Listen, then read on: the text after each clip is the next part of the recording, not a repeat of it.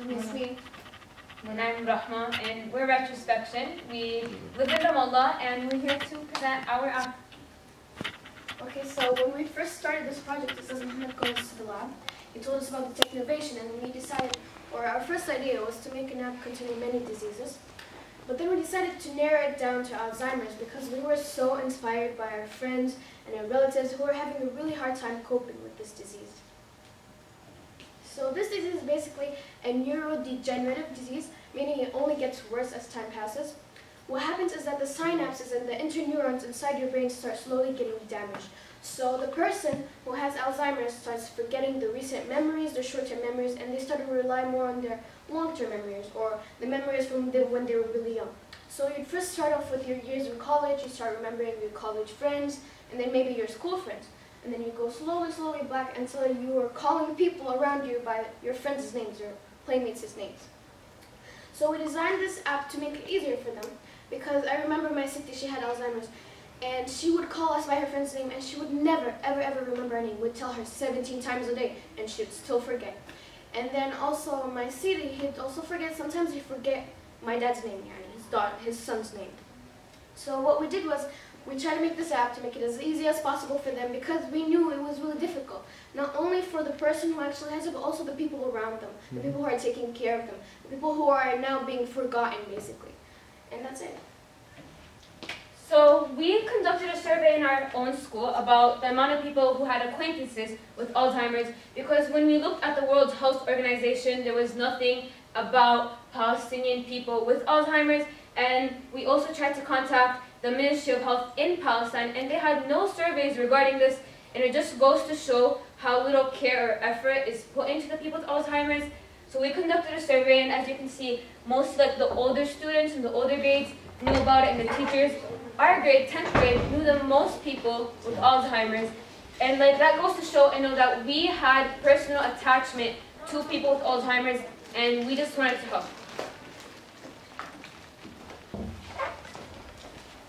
Our app included many features. We tried helping as much as possible. Our main idea was a reminder that it would notify the person of their important information. We also included many other important features like the lost button,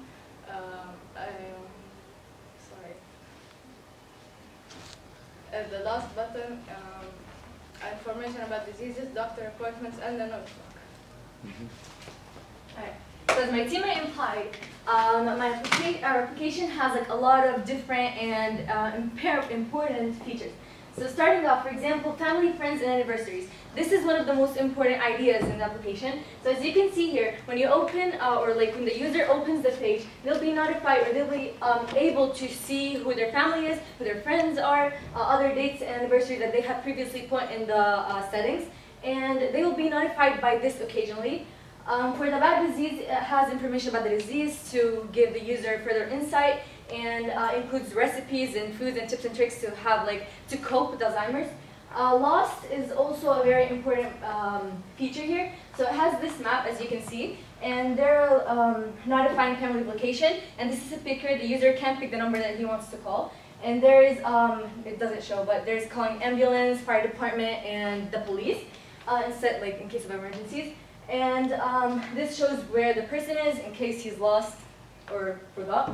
And there's the notebook. The notebook, okay, so every single person that we asked for suggestions suggested a notebook to be in the application.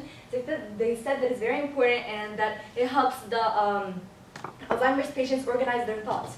And we put it including checklists and tasks that they want to do during the day and they should do during the day. They'll be notified, they're notified, to do them, and if they forgot or they didn't check them. And there's also tasks or duties that the person himself would put and set a timer for to be notified with later on. And there's doctors and appointments because it's especially important here in Palestine because we don't have professionals dealing with Alzheimer's. So we put this to be able to connect with doctors outside to give them a further insight and to help them through this if they can. And that's it. So market plan. We had previously written in our business plan that if Remember had the chance to be in the public eye, it would be a free app, meaning people can download it and use it whenever they want. So using our brochures and other social media accounts we plan on making in the near future, we can be assured that Remember will be used by people in Palestine and places elsewhere in the world when we display it on the app and Play stores. In Palestine, there aren't any organizations that will help with Alzheimer's. And the apps that are available have costs that are way too high for many people. Our app, on the other hand, is free and will be for all. معكم نص دقيقة. Vision for our future. So as I previously said, first of all, Remember will be a free app. Second of all, because of many limitations we couldn't develop the app like we want. So there are stuff because of the MIT App Inventor, we couldn't display them on the app. And that's it. Vision for our future also, Remember will adapt and change. فكرة كتير، يعني فكرة حلوة، والمشتغلين على الفيتشرز اللي فيها برضو كمان حلوة. عندي بس كم سؤال. ايش رح تعملوا عشان تذكروا المريض الزهايمر عشان يستخدم الابلكيشن تبعكم؟ Well, we have notifications and we plan on making them like high voice or really high volume so they can be alerted as soon as possible. And also it will be displayed in the beginning of your phone, so you don't have to go through opening your phone and finding the app before actually doing what you have to do. So it will be easy for them. And I mean, the thing is that they don't have a problem with hearing. The problem is that how would they remember what this app is for? Yes. So that's why we have notifications to be sent to them without them trying to open the application. So like for example, it would send them, this is your daughter every single morning, or today is, for example, your marriage anniversary. You know, such things. Okay. Are you planning to have like a walkthrough for the app? Like once he opened the app, next time he will not know how to use it, what are the features and what is... That's why we have like parallel users. So you have the person with Alzheimer's and their caregiver, the person who takes care of them basically, and this person here, he controls the information flow. I know. So you can be the patient can be messed up about something, but they will know. So they will program their Right, but it will be nice مثلا أول ما يفتح الأب إنه مثلا نفرجيهم زي. We planned on doing that, but the app inventor, there were a lot of limitations. This is for next step. إنه أول ما يفتحوا الأب زي يكون عرض سريع إيش الأشياء الموجودة في الأب. Like a tutorial. Like a tutorial. Yeah, it's very nice idea.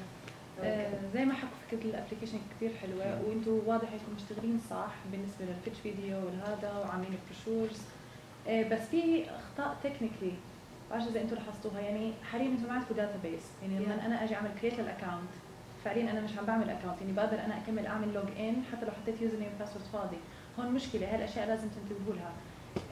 في كمان انه لما لنفرض ان انا جيت عملت اكونت، لما اجي افوت عند الفاميلي والفريندز هالاشياء قصه الصور، مش المفروض اشوف صور الموجوده، لازم انا كحدا عامل اكونت جديد تكون فاضي ويكون في عندي اوبشن انه انا اللي بدي اضيف الصور. او احنا حاطين على اساس انه نفرجي ايش ممكن تعمل. فاهم، بس انه لازم شوي يكون في اشياء شغاله في Well, that's what I want to say.